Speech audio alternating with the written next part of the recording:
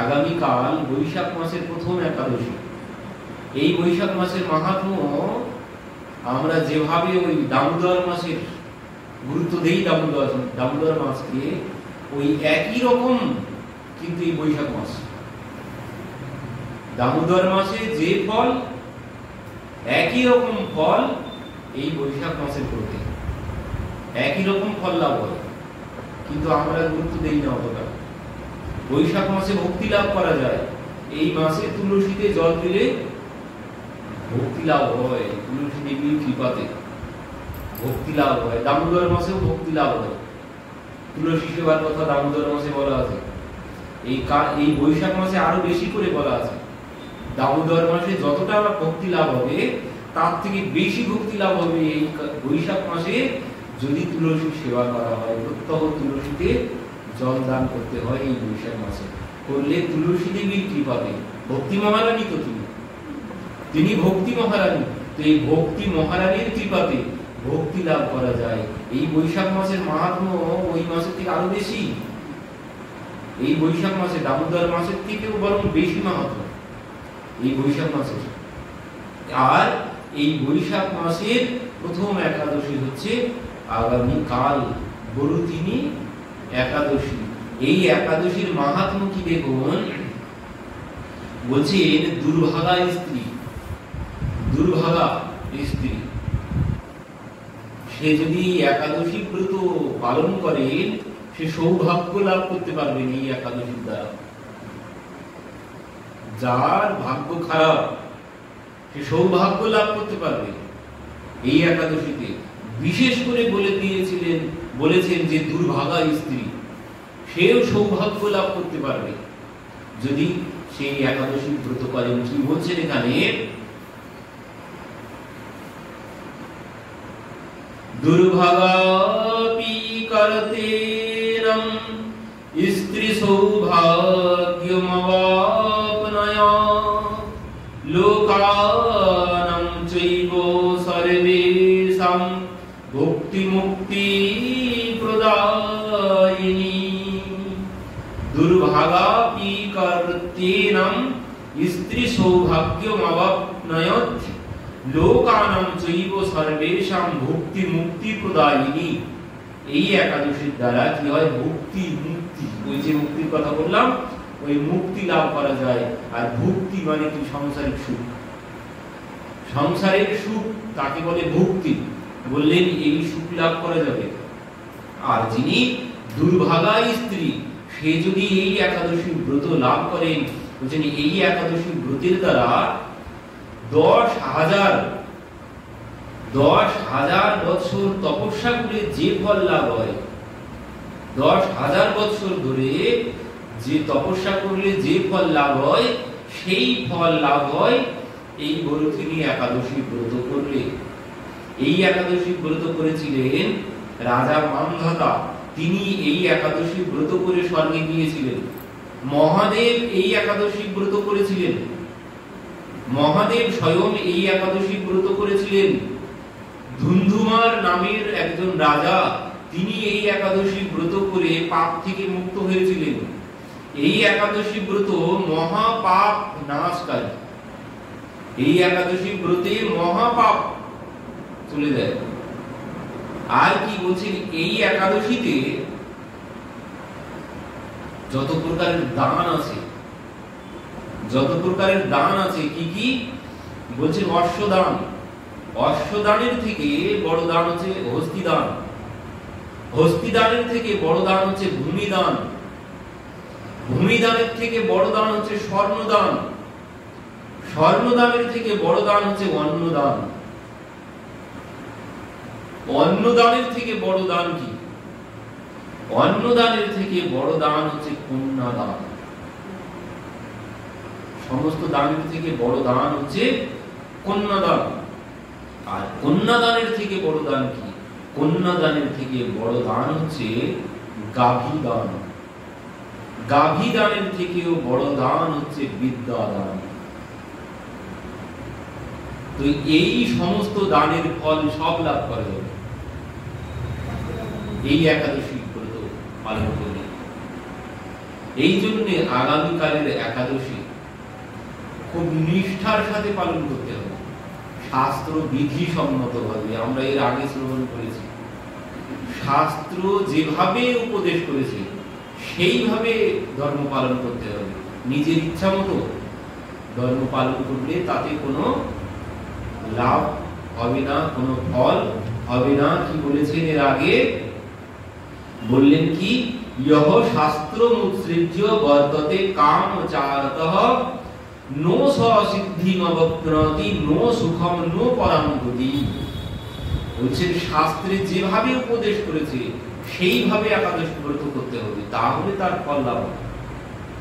ইচ্ছা মতো ব্যবস্থা, আমি একাদশীর দিন আরো বেশি করে খাওয়া দাওয়ার ব্যবস্থা, ওতে কিছু হবে না। কাঁচা লঙ্কা খাই আবার বলি, কাঁচা লঙ্কা চলবে না, সাদা তেল চলবে না, অনেক নিয়ম বিধি আছে। কেউ আবার কুমড়ো সিদ্ধ করে খায়, কুমড়োর তরকারি, কুমড়ো ত্যাগ করতে হবে। এগুলো সব শাস্ত্র নিষিদ্ধ, কিন্তু আমরা সেসব মানি না, আমরা আমাদের মতো করে নিয়েছি। কাঁসার পাত্র বর্জনীয়, কাঁসার পাত্রে ভোজন করা চলবে না। তো এই সমস্ত বিধি আগে জানতে হবে, বিধি না জেনে কোন ধর্ম পালন করে কোনো লাভ নেই। প্রকৃত বিধি আগে জানতে হবে, তারপর ধর্ম পালন করতে হবে, তাতে ফল পাওয়া যাবে। ইচ্ছা মতো না জেনে শুনে শুনে করলাম একটুখানি, হতে কোনো কিছু ফল হবে না। সম্পূর্ণরূপে শাস্ত্র যেভাবে উপদেশ করেছে সেইভাবে একাদশী ব্রত পালন করতে হবে, তাহলে তার ফল সম্পূর্ণরূপে লাভ করা যাবে। একাদশী ব্রতের দিন দাঁত মাজতে নেই,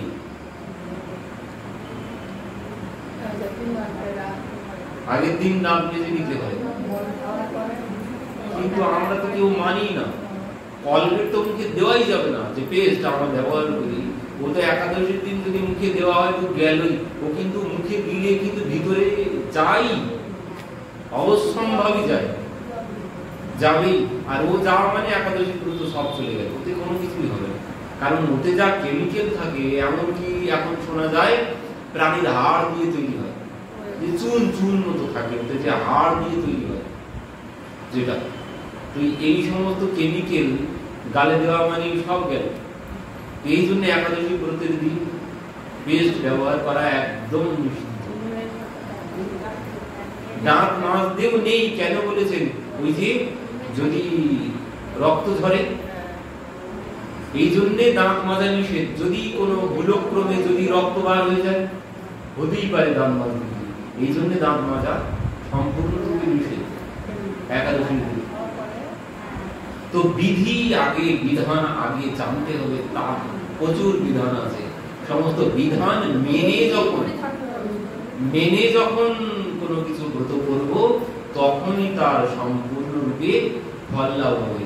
আর যেটি এই একাদশীর সব থেকে যেটা বড় বৈশিষ্ট্য, সেটি হচ্ছে ওই পিতা যদি কন্যার সম্পদ গ্রহণ করে, সেই পিতাকে মহাপাতকী হতে হবে, সেই পিতাকে নরকে যেতে হবে।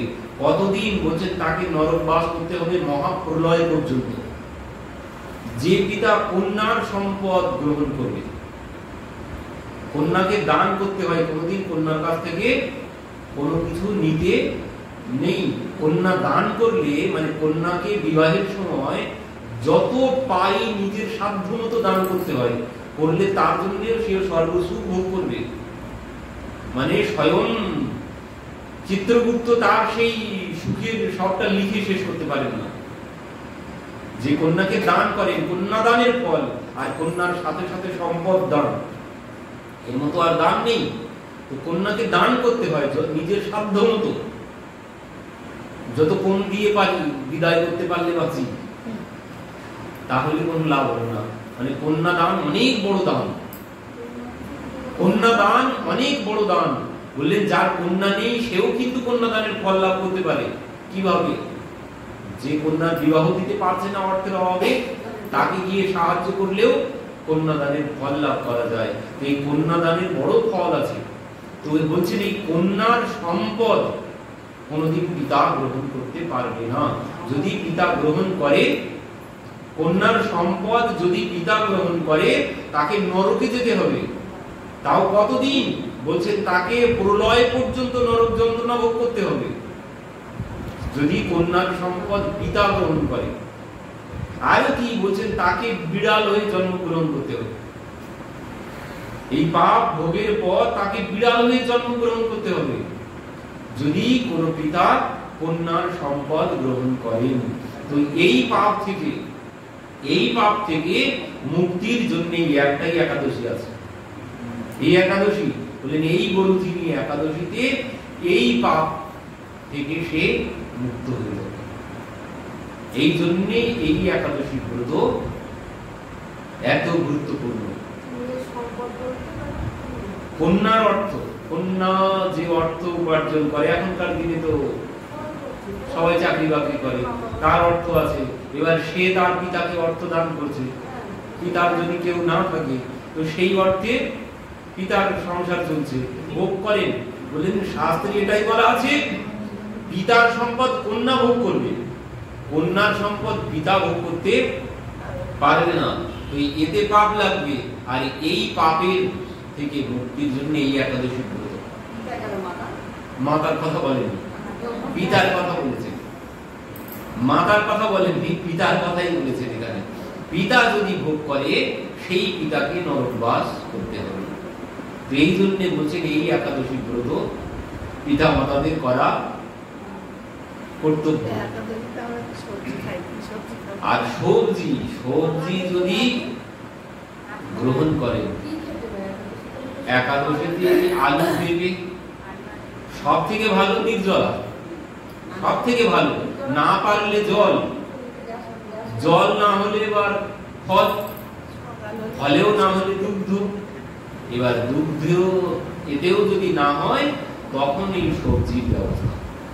তাও আবার সবজি কি বললেন? সবজি সিদ্ধ হবে, সাদাতে তো চলবেই না, ঘৃত, বাজারের ঘৃত চলবেই না।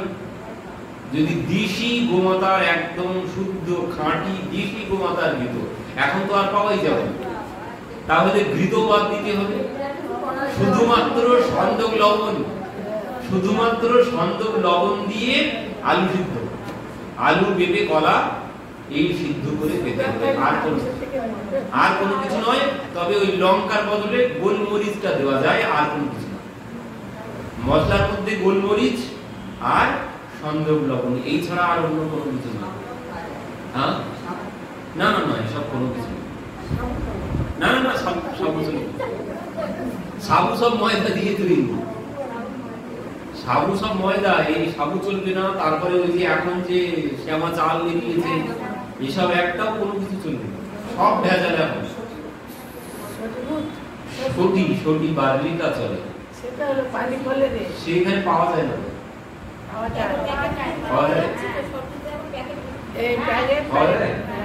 পাওয়া গেলে চলবে, ওটা বার্লি, ওটা যদি পাওয়া যায় তাহলে চলবে।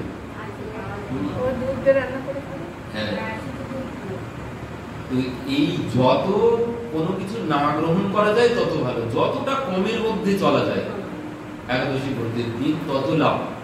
মানে যত দাঁত কাটবো যত, ওই ফল তত ভাগ হবে। একাদশী ব্রতের ফল তত ভাগ হবে, দাঁতে যত কাটবো। এই জন্যে বলছেন শাস্ত্র সম্মত ভাবে ধর্ম পালন করতে হবে, তাহলেই তার ফল লাভ হবে।